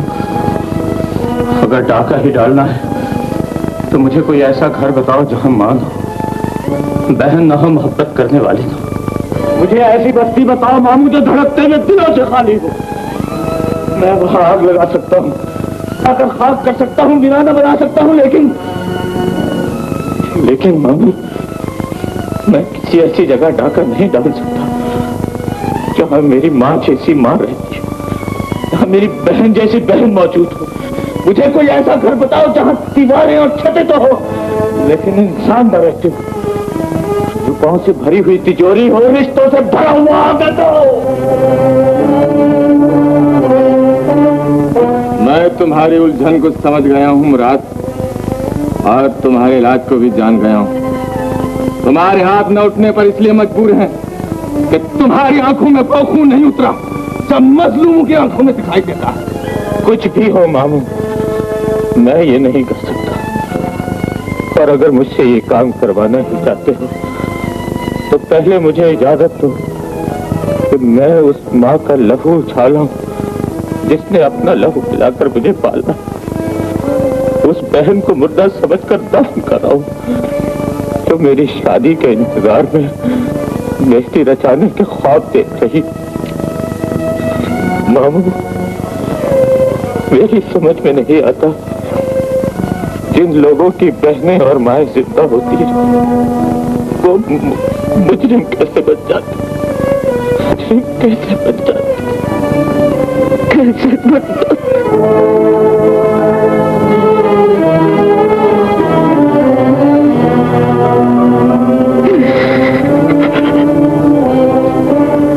बुजुर्ग मैं था, रास्ता तुमने दिखा दिया, मेरे तजुर्बे को तुम्हारी मासूमियत खा गई। तुम्हें कमरे और अपने रिश्तों को वापस लाने के लिए। अमजद इसी गांव का बेटा था और मैं भी इसी गांव की बेटी हूँ। मैंने औरत होकर आप लोगों के एहसास को जिंदा रखने की जिम्मेदारी इसलिए ली है कि मैं जालिमों का ये वहम दूर कर देना चाहती हूँ कि किसी की जुबान को काट देने से दिल की धड़कन बंद नहीं होती, और सच्चाई का लहू उछालने से एक एक कतरा, एक एक शोला बनकर नाइंसाफी के महफूज किलों को भी जलाकर राख कर सकता है। भाइयों और बहनों, अमजद खुद नाइंसाफी का शिकार होकर मुझे अपना हौसला भी दे गया है और जबान। मैं उसी जबान से आज भी यही कहती हूँ कि ये जमीन खुदा की मिलती है, हम समझते थे कि हमारे रास्ते का कांटा खुद ब खुद निकल गया है, लेकिन अमजद की बहन की खबरें सुनकर हमारे दिल में फिर वही खलिश पैदा हो गई है जिसे दूर करने के लिए हमने अमजद को अपने रास्ते से हटाया था। जरीना औरत है सरकार, उसे रास्ते से हटाना नहीं पड़ेगा, बल्कि उसे रास्ता दिखाना पड़ेगा। हवेली का वही रास्ता जिसे इससे पहले बहुत सी औरतें देख चुकी है। तुम बहुत बेवकूफ आदमी हो। इस इंस्पेक्टर की मौजूदगी में हमें हर कदम बड़ी एहतियात से उठाना पड़ेगा, क्योंकि उसका यह शक अभी दूर नहीं हुआ कि अमजद को मैंने मरवाया है। वैसे भी वो मुराद के घर की निगरानी इसलिए कर रहा है कि वो अपनी माँ और बहन को मिलने जरूर आएगा। आज हम भी उसके घर का जायजा लेंगे। काश मुराद हमारी मौजूदगी में वहां आ जाए।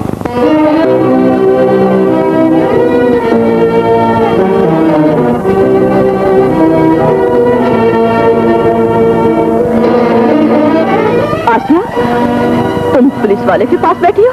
ये निसार है माँ। मुझे भी पहचानना छोड़ दिया है माँ। मुराद के गुम हो जाने में मेरा क्या कसूर है? मेरी तो अपनी नौकरी जाते जाते बची है। नौकरी तो बचा ली है ना तुमने, इज्जत तो महफूज होगी तुम्हारी। मेरी झोली खाली करके तुमने अपनी वर्दी तो बचा ली है ना। ऐसी बातें करती हूँ माँ। मुझे माँ मत कहो निसार, मेरे कान तुम्हारे मुंह से निकली हुई आवाज को नहीं पहचानते। मेरी आंखों को अपनी पहचान कराना चाहते हो, तुम मेरी आंखों का छिना हुआ वो नूर वापस ला दो जिसने मुझे रिश्तों की पहचान बख्शी थी। आसिया, हम दोनों के लिए हर वो शख्स अजनबी है, दुश्मन है, जिसके सर पर जागीरदारी का शमला हो। मुझे जब तक मेरा बेटा वापस नहीं मिल जाता, मैं तुम्हें किसी और को तलाश करने की इजाजत नहीं दे सकती, नहीं दे सकती।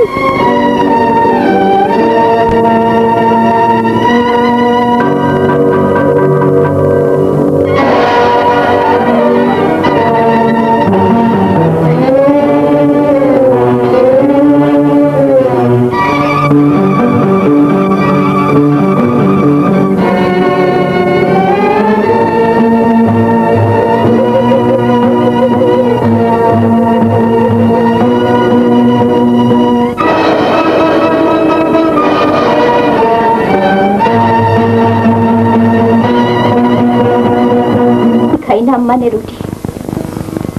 मैं अपना घर छोड़कर आप लोगों के पास इसलिए आई थी कि आपके लिए हौसला बन सकूं, वो खला पुर कर सकूं जो मुराद के जाने से पैदा हो गया था। लेकिन मुझे यहाँ आकर ये महसूस होता है कि मैं आपका गम नहीं बांट सकी। खुदा के लिए अपने आप में जिंदगी पैदा कीजिए, नहीं तो मेरा हौसला भी टूट जाएगा। तुम दोनों ठीक कहती हो, लेकिन जो कुछ मैं महसूस कर सकती हूँ वो तुम नहीं कर सकती।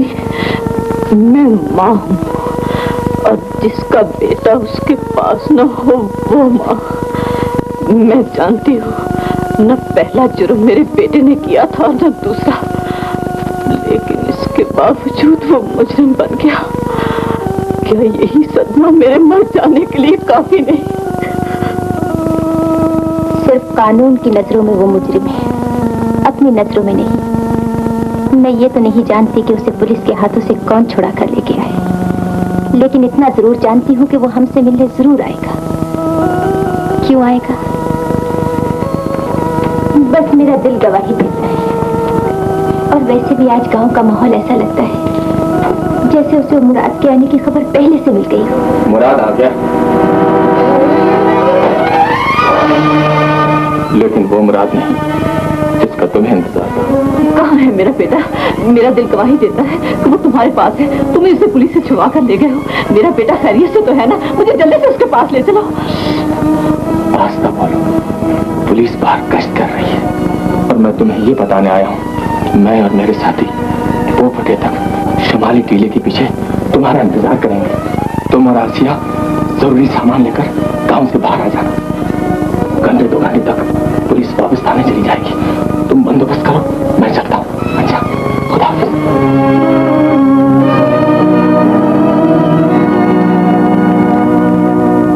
अजनबी, तुमने अपनी बहन और भांजी को मुराद का भेजा हुआ पैगाम तो दे दिया, लेकिन मुझे इस घर में देखकर ये नहीं पूछा कि मैं कौन हूँ। ये नहीं बताया कि मुराद ने मेरे लिए भी कोई पैगाम भेजा है या नहीं। मैंने तुम्हें पहचाना नहीं बेटी।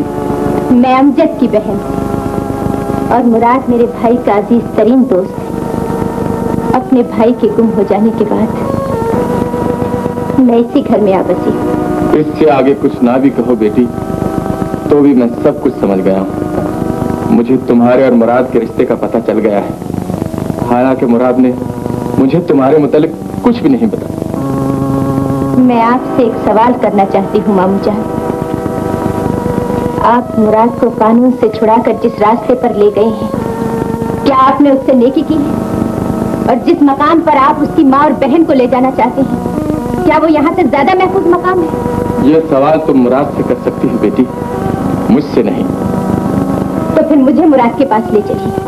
मुमकिन है वो इस बात को पसंद न करे।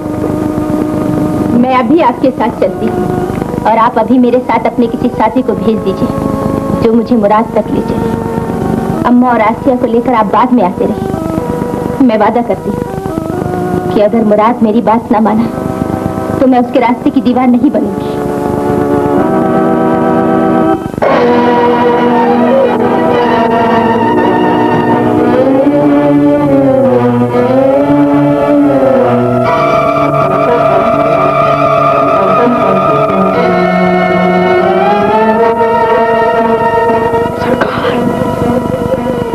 कहता था कि मुराद अपनी माँ और बहन को मिलने जरूर आएगा, लेकिन सरकार जी तो जरीना से मिलने आया है। इससे अच्छा मौका नहीं मिल सकता। मैं अपने हाथों से अपने दुश्मन को भी खत्म कर दूंगा और अपने रकीब को भी। क्यों ना पुलिस को खबर कर दे? बेवकूफ, पुलिस मुकदमा चला सकती है, इंतकाम नहीं ले सकती। वैसे गांव वालों को गोली की आवाज नहीं पहुंचेगी। इन्हें गांव से बाहर आ लेने दो। आओ मेरे साथ।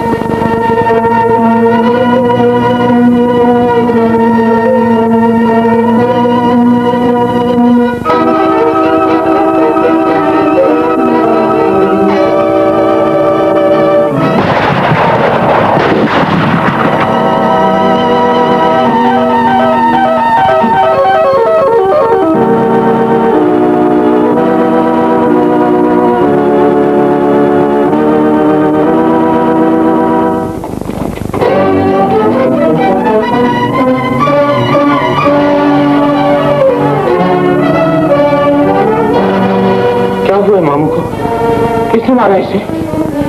जवाब क्यों नहीं देते?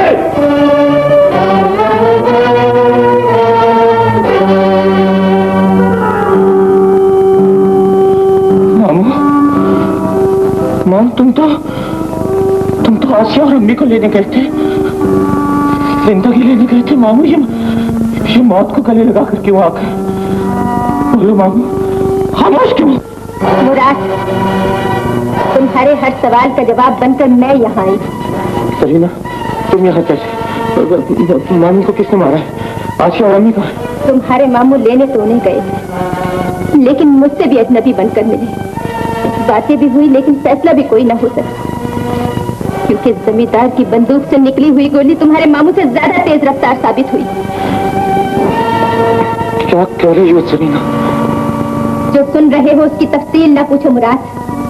मैं तुम्हारे मामू की लाश के साथ खुद इसलिए आई थी कि तुमसे मिलना चाहती थी, तुमसे उन सवालों का जवाब चाहती थी जो अमजद की मौत के बाद आज भी मेरे सीने में एक दर्द की तरह घर कर चुके हैं। मुझे बताओ मुराद, क्या मेरे भाई ने तुम्हें कानून को हाथ में लेने का सबक दिया था? क्या यही तालीम दी थी कि तुम जुल्म के खिलाफ लड़ने के बजाय खुद जालिम बन जाओ? बताओ मुराद, क्या मेरे भाई ने तुम्हें यही रास्ता दिखाया था? बोलते क्यों नहीं? क्या अपने मामू का अंजाम देखने के बाद भी तुम डाकू ही रहना चाहते हो? क्या अब भी तुम्हारी आंखें नहीं खुली? मेरी आंखें तुम्हारे भाई की मौत ही पर खुल गई थी, लेकिन ज़मीर आज तक इसलिए नहीं जागा कि बुज़दिली का ख्वाब अजीजों और रिश्तेदारों के चेहरे दिखाता रहा। जरीना, दारों और तकरीरों से अगर वक्त बदल सकता तो तुम्हारे भाई और मेरे दोस्त का लहू जरूर पुकारता। जरीना, जिस जबान से मुझे समझाने आई हो उसी जबान से अपने भाई के कातिल को पुकारो। मेरा मामू उस वक्त तक जिंदा रहा जब तक वो कानून के लिए दहशत बना रहा, और उस वक्त मरा जब वो एक अमन पछेरी बनकर मेरी बहन और माँ को गांव से ले गया था। सरीना, अगर मुझसे मोहब्बत करती हो तो मेरे याद एक रास्ते में ना आना, और अगर मुझे नफरत करती हो तो अभी और इसी वक्त यहाँ से चली जाओ। मामू की मौत से पहले मैं बुज़दिल था, मुझे समझाने की जरूरत नहीं थी, लेकिन आज उसकी मौत के बाद मैं आग बन गया हूँ। मुझे बुझाने से कुछ हासिल नहीं होगा। सरीना, मैं तुम्हारे भाई की तरह तालीम याफ्ता नहीं जो बेमौत मारा जाऊं और मेरे कातिल का कोई सुराग न मिले। अब मैं ये जान चुका हूं कि जुल्म करने वाले न इल्म की जबान समझते हैं और न खुलूस की, उन्हें सिर्फ गोली की आवाज की शनाख्त होती है। साथियों, मामू की लाश को बाहर दफन कर दो और मक्खनपुर के जागीरदार को पैगाम भिजवा दो कि उसकी बंदूक से निकली हुई गोली ने मुराद को हलाक करके उस मुराद को जिंदा कर दिया है।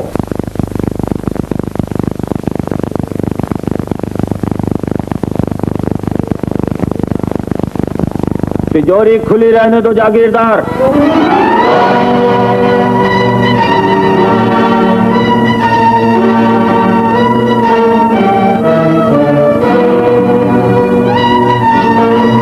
मुराद, हाँ मुराद, तुम्हारे मकतूल दुश्मन का दोस्त। इस तिजोरी में लूटी हुई दौलत है, मेहनत की कमाई नहीं जिसे तुम महफूज करना चाहते। तुम तो डाका मारने आए हो, फिर चोरों की तरह अंदर क्यों छुपे हो? सिपाही बनकर इस तिजोरी की हिफाजत कर रहा हूं, इसलिए कि इसमें गरीब किसानों की कमाई पड़ी और मैं नहीं चाहता कि तुम जैसे डाकू का हाथ उस तक पहुंचे। घबराओ नहीं, मैं तुम्हें हलाक नहीं करूंगा, बल्कि ये इरादा लेकर आया हूं कि तुम्हें उस वक्त तक मरने न दूं जब तक तुम खुद अपनी जिंदगी से तंग ना आ जाओ। मुझे माफ कर दो। तुमने किसी किसान की बटाई माफ की है, किसी गरीब की मजबूरियों को माफ किया है जो मैं तुम्हें माफ कर दूं? जागीरदार, मेरे मुंह में न अपनी जबान है न सीने में अपना दिल। मैं लाखों किसानों की जबान, हजारों धड़कते हुए दिलों की धड़कन हूं। मैं अकेला तुम्हें कैसे माफ कर सकता हूं? तुम मुझसे क्या चाहते हो? मैं तुमसे अपने दोस्त के खून का हिसाब लेने आया हूं। गरीबों के सरों में पड़ी हुई खाक का वजन जानना चाहता हूं। जागीरदार, तुम्हारी हवेली के बाहर पुलिस का पहरा है और हवेली के अंदर मेरे आदमियों की निगरानी। नोटों की गड्डियां उठाओ और आगे आगे मेरे साथ चलो। उठाओ।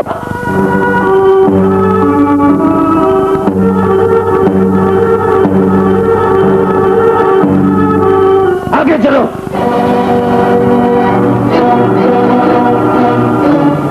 कौन हो तुम लोग? कहाँ जा रहे हो? हम लोग किसान हैं इंस्पेक्टर साहब, जागीरदार साहब ने बुलाया है। जी। क्या काम था तुम लोगों से? तलाशी लो इन सब की।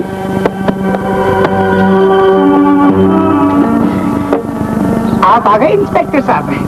तलाशी लेने की कोई जरूरत नहीं है जी, इन सबको जागीरदार साहब ने बुला भेजा था। हाँ हाँ, मैं ठीक कह रहा हूँ। अच्छा जाओ।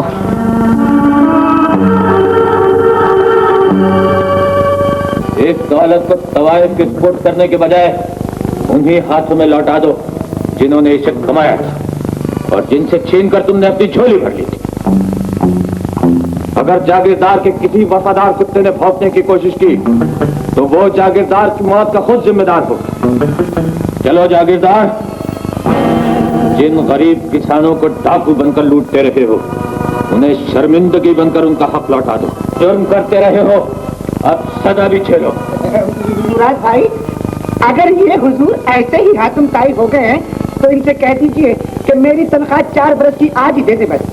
मुंशी, सारा गुस्सा मुझ पर क्यों निकाल रहे हैं हुजूर? जब सब गरीब अपना हक ले जा रहे हैं तो मैंने क्या कसूर किया है?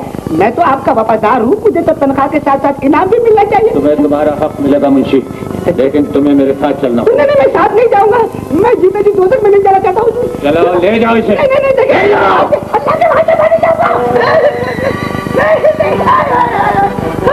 ये कौन हो रहा है? तुम यहाँ सही से रहना, मैं अंदर जाके देखता हूँ। Okay sir.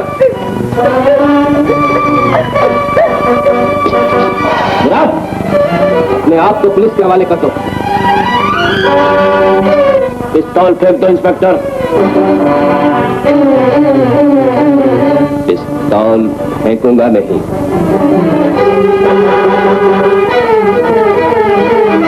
मेरी तुम्हारी कोई जाती दुश्मनी नहीं है मुराद। तुम कानून के दुश्मन हो और मैं कानून का मुहाफिज। तो उस दिन कहाँ थे जब अमजद को उसके घर से अगवा करके गायब कर दिया गया था। उस रात क्यों सो गए थे जब एक पुरअमन भाई को उस वक्त कत्ल कर दिया गया जब वो अपनी बहन से मिलकर वापस जा रहा था। मेरे पास वक्त नहीं है इंस्पेक्टर, वरना मैं तुम्हें वो जख्म दिखाता जो मेरे सीने पर लगाए थे। इंस्पेक्टर, जिस दिन इन गरीब किसानों के चेहरे पर रौनक ले आओगे, मुराद तुम्हारी हर बात सुन लेगा।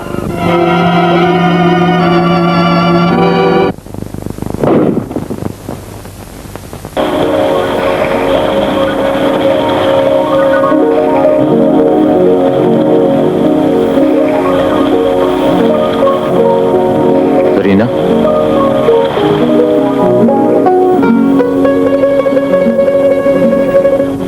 सरीना, तुम्हें ये खुशी है कि तुम मोहब्बत में कामयाबी के करीब पहुंच चुकी हो और मुझे ये खुशी है कि तुम मेरे बनाए हुए रास्ते पर मुझसे कदम मिलाकर चलने लगी हो। तुमने ये अंदाजा कैसे किया? होठों से निकलते हुए नगमे से, मुस्कुराते हुए चेहरे से और आंखों के बदले हुए फैसले से। हाँ मुराद, फैसला तो कर लिया है, अब देखें अंजाम क्या हो। अंजाम का गम करने वाले कभी एक दूसरे के नहीं हो सकते सरीना। हमें अपनी मोहब्बत को मंजिल तक पहुंचाना है। जिंदगी का अंजाम तो हर शख्स का एक होता है, चाहे वो मौत से डरकर भागे या उसके सामने खड़ा हो जाए। मेरी तरफ से तुम्हें इजाजत है। सुहा का जोड़ा पहने बगैर भी यहाँ कह दो, ये ऊंचे पहाड़ भी शहनाइयां बजाने लगेंगे।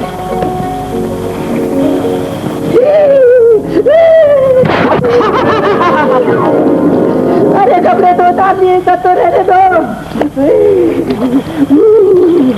ओ, पानी तो बर्फ से भी ज्यादा ठंडा है भाइयों।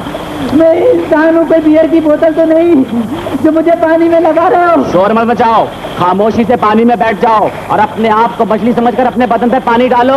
मछली? हाँ। इंसान को मछली समझ रहे हो और तुम्हारी आंखों में चर्बी छा गई है, तभी तुम्हारा मुस्तकबिल खराब है। देखो कितना काबा हुजूर डाकू मुराद भाई जो मुझे पैसे देंगे वो मैंने तुम्हें छोड़े, तुम मुझे छोड़ दो। तुम आराम से नहाओ। आराम से नहाओ? ये कोई गर्मा माम है? नमूनिया हो जाएगा। हम तुम्हारे लाइफ में 1000 रुपए खर्च करते मर गया। मेरा बाप, मेरी माँ, मेरा दादा सब नमूने से मर गए थे, मुझे तो नमूने से न मारो। मर गया, मुझे तो हमने आखिरी वक्त से डरा है। भाइयों मुझे बच्चों की मार दो, रकम की मार दो, नमूने से न मारो। क्या कर रहे हो जालिमो? मर गया, टेस्ट करो।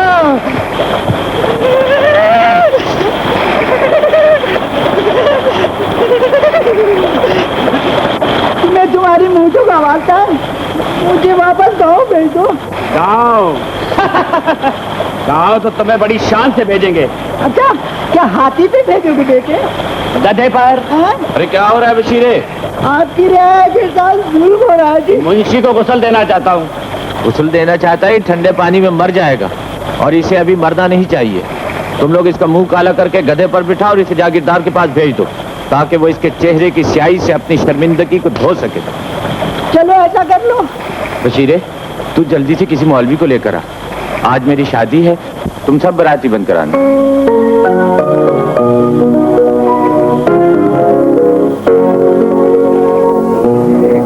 मैं पूछता हूँ शेरा मौलवी को क्यों लेने गया? मुराद हमारी मुसीबतों पर अपनी खुशियों की इमारत खड़ी करना चाहता है। हम रिश्ते छोड़कर मुजरिम बने हैं और वो मुजरिम बनकर रिश्तेदारियां बना रहा है। मैं पूछता हूँ, आज तक किसी डाकू ने शादी की है? हम डाके मारेंगे या उसकी बीवी की इबादत करते रहेंगे?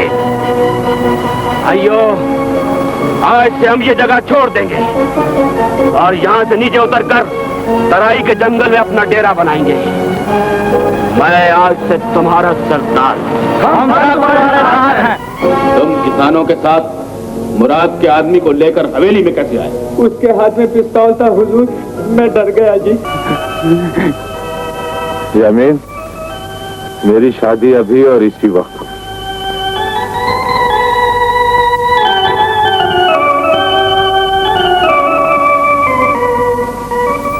तुमने अच्छा किया जो हमारे पास चले आए, वरना पुलिस के पास जाते तो शायद अपने चेहरे से मुराद के साथी होने का जुर्म न हो सकते। अच्छा तुम बाहर चल के बैठो, हम सोचते हैं।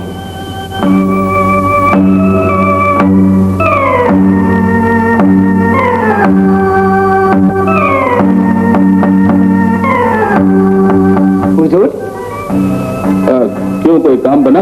बन जाएगा हुजूर। ये आदमी कौन? ये मुराद का साथी है। मुराद ने अमजद की बहन के साथ शादी कर ली है, ये झगड़ के आ गया। अच्छा, आपने तो कमाल ही कर दिया हुजूर। मैंने सोचा है कि मुराद की माँ को समझा बुझाकर इस आदमी की रहनुमाई में मुराद की पनाहगाह में भेजा जाए। अगर मेरे हाथ आने से पहले मुराद को पुलिस ने गिरफ्तार कर लिया तो मैं उससे अपनी बेइज्जती का इंतकाम नहीं ले सकूंगा।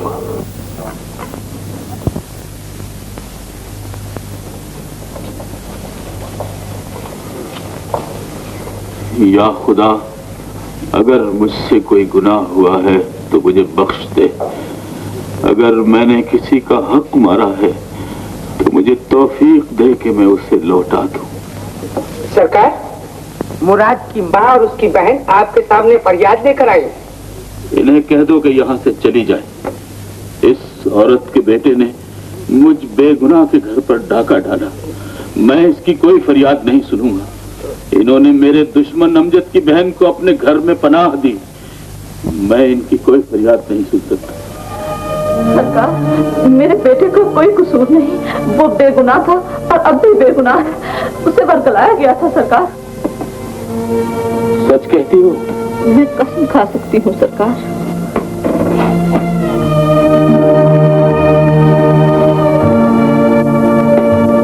तो फिर तुम ही बताओ बहन, अगर तुम्हारे बेटे को मुझसे कोई तकलीफ पहुंची थी तो वो मेरे पास आ सकता था। अगर मैंने कोई दुख दिया था तो तुम आकर मेरा गिरेबान पकड़ सकती थी, मुझसे सवाल कर सकती थी कि ऐ रिहाई माई बाप, आपकी जिंदगी में गरीब किसानों के साथ ये नाइंसाफी क्यों हो रही है? घरों का सुकून क्यों बर्बाद हो रहा है? भला तुम्हें किसी ने मेरे पास आने से रोका था? ये हमारी गलती थी सरकार। हमें आपके मुतालिक कुछ और बताया गया था। हमें माफ कर दीजिए सरकार। तुम्हारी माफी मेरे सिर आंखों पर। लेकिन बहन, अगर तुम अपने बेटे को मेरे पास ले आओ और वो मुझसे गिड़गिड़ाकर माफी मांग ले तो मैं उसके सारे जुर्म माफ कर दूंगा। जाओ, ये एक भाई का कौल है। मैं उसे जरूर आपके पास ले आऊं। अगर वो मुझे एक बार मिल जाए तो मुझे अपने बेटे ही की कसम, मैं उसे जरूर आपके पास ले आऊं। मगर मैं उसे कहाँ तलाश करूं? कहाँ तलाश करूं? कितनी मजबूर हो तुम बहन, मेरा दिल फटा जा रहा है। ओहो, इस इंस्पेक्टर ने मेरी बहन के बेगुनाह भाई हलाक करके कितना बड़ा गुनाह किया है। वो उसके खून में हाथ रंग के तमगे हासिल करना चाहता है, तरक्की करना चाहता है। या खुदाया, इतना बड़ा जुल्म है। मुंशी, हुजूर, तुम इन लोगों को मुराद के पास पहुंचाने का इंतजाम करो और ये सोच कर करो कि हमने इन्हें बहन कह दिया है और अब हमारा ये फर्ज है कि अब... चुप क्यों हो गए मुराद? कुछ नहीं जरीना, हमारी शादी में मेरी माँ और बहन शरीक नहीं हुई। मैं सोचता हूँ घर की दहलीज में मेरी माँ अपनी बहू को हाथों हाथ लेती तो मुझे कितनी खुशी होती।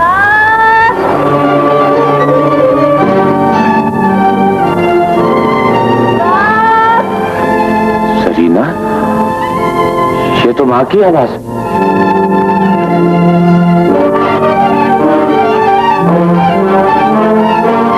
माँ, मुझे हाथ मत लगाओ मुराद। क्या बात है माँ? अपनी मोहब्बत करने वाली को तो यहाँ बुला लिया था, लेकिन ये क्यों भूल गए कि गांव में जो आग तुम लगा कर आए हो उसमें तुम्हारी जन्म देने वाली भी जल सकती है और तुम्हारी जवान बहन भी। मेरे बहादुर गैरतमंद और डाकू बेटे, क्या गैरत इसी को कहते हैं कि अपनी जवान बहन को दुश्मनों के नरके में छोड़ दिया जाए और अपनी जवान मोहब्बत को सीने से लगा लिया जाए। तुम गलत समझ रही हो माँ, मैंने जरीना को नहीं बुलवाया। मैंने तो मामू तुम्हें गाँव लेने भेजा था, लेकिन जरीना मामू की लाश लेकर यहाँ पहुंच गई। मुराद, अगर तुम मेरे बेटे हो तो तुम्हें मेरी कसम है, मेरे साथ वापस चले चलो। मैं तुम्हारे चेहरे से जुर्म की स्याही धोने का इंतजाम करके आई हूँ। मैं वापस नहीं जाऊंगा माँ। जिसने भी तुम्हें यकीन दिलाया है उसने तुम्हें धोखा दिया है। यकीन तो तुमको तुम्हारी बीवी ने अपनी सच्चाई का दिलाया है, मैं क्या यकीन दिला सकती हूँ। माएं तो सिर्फ पैदा करके दुख झेलने के लिए होती हैं। तुम गलत समझ रही हो माँ, तुम जिम्मेदार की चालाकियों को नहीं जानती। मैं कुछ नहीं जानती मुराद। अगर तुम्हारे दिल में मेरी कुछ मोहब्बत बाकी है तो मेरे साथ वापस चले चलो। मैं जानती हूँ एक तरफ मोहब्बत करने वाली खड़ी हो और दूसरी तरफ जन्म देने वाली, तो बेटे आमतौर पर मोहब्बत करने वाली का साथ देते हैं। ये ना कहो माँ, तुमने भी सुहाग के दिन देखे, तुम्हें भी सर की चादर और बेवा के कफन की कीमत का पता है। तुम भी जानती हो कि औरत माँ बाद में बनती है और बीवी पहले।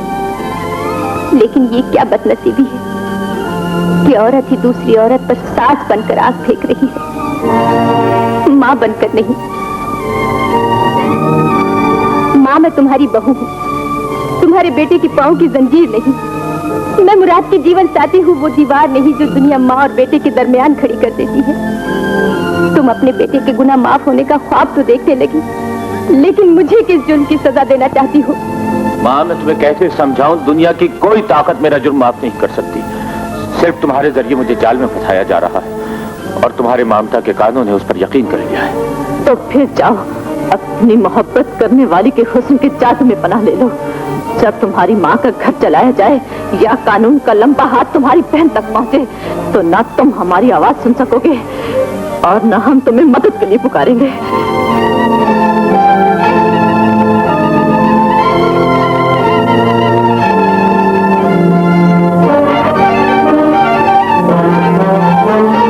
ना जाओ मुराद, तुम ममता के खुलूस के शिकार हो जाओगे। नहीं जरीना, माँ अगर गलत भी है तो मैं उसे मायूस नहीं करूंगा। जाओ मुराद, मैं जान गई हूँ मोहब्बत का रिश्ता गोद के रिश्ते से ज्यादा मजबूत नहीं होता।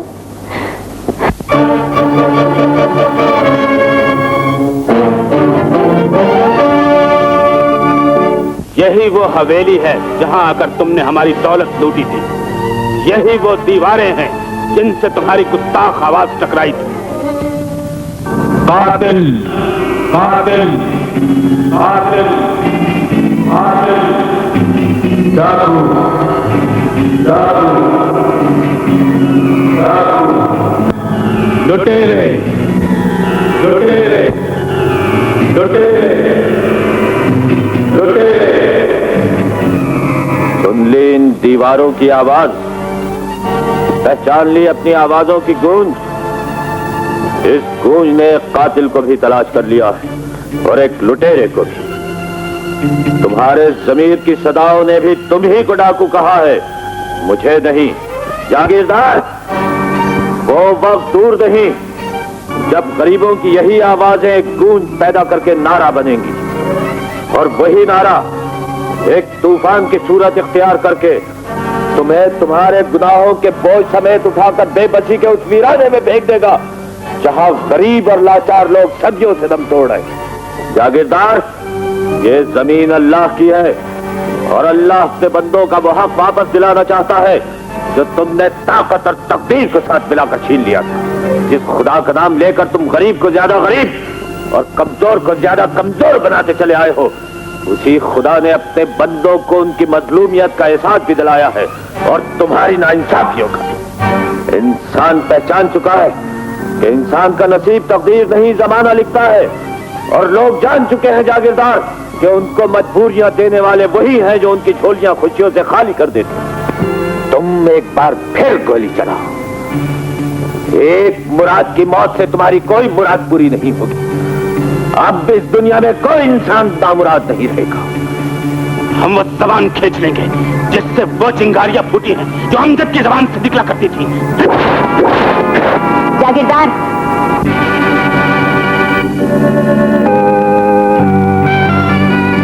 जरीना, तुम यहाँ कैसे? मुझे यहाँ आना तो नहीं चाहिए था मुराद, लेकिन मैं यहाँ आए बगैर रह भी नहीं सकती थी।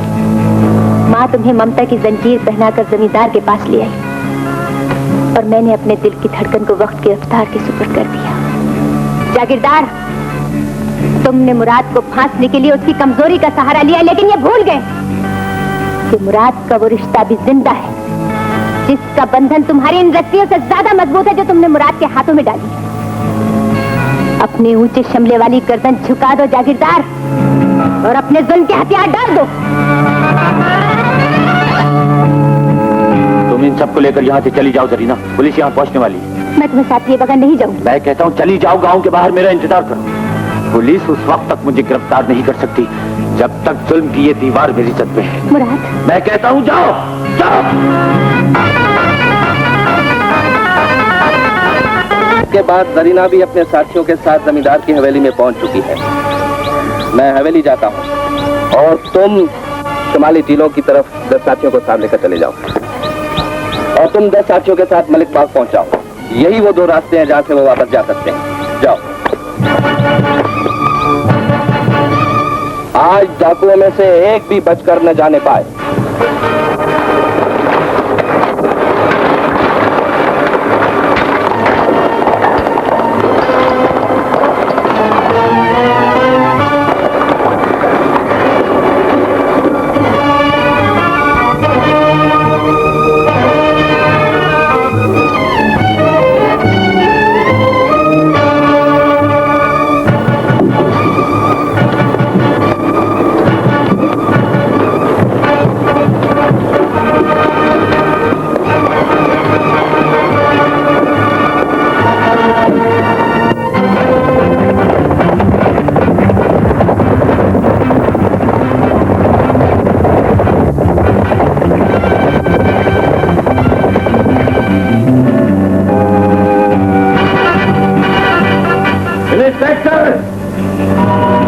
अपने आदमियों से कहो बंदूक रख दे, क्योंकि तुम्हारी कोई जिसमें सही चल सकती है, लेकिन मैं उस वक्त से पहले इस कयामत का इंतजार, इस समाज दुश्मन जिंदा रहे फांसी चढ़ जाऊं। मेरे पास वक्त इतना कम है कि मैं ना इंसाफी के सीने पर तो जख्म लगा सकता हूं, अपने सीने के जख्म दिखाने में वक्त जाया नहीं करूंगा।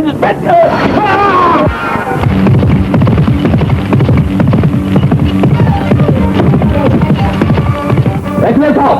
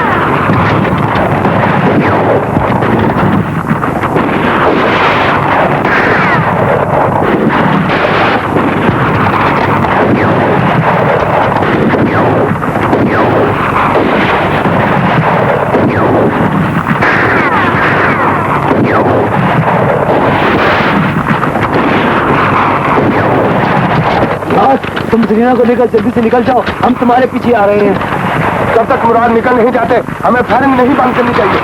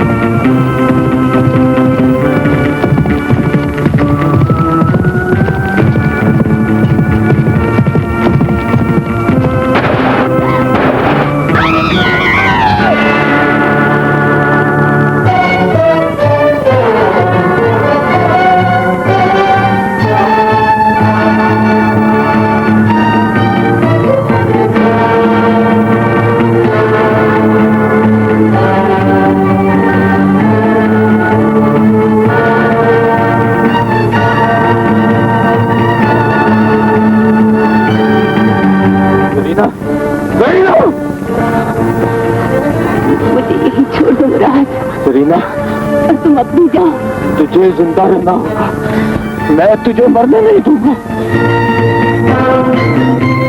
मैं तुम मुराद, खुदा के लिए यहाँ से चली जाओ। सरीना, कोई ताकत तुझे मुझसे जुदा नहीं कर सकती। मैं तेरा खून उछालने वालों की जिंदगी खत्म कर दूंगा। मैं जिंदगी खत्म कर दूंगा। राइफल फेंक दो और अपने आप को कानून के हवाले कर दो।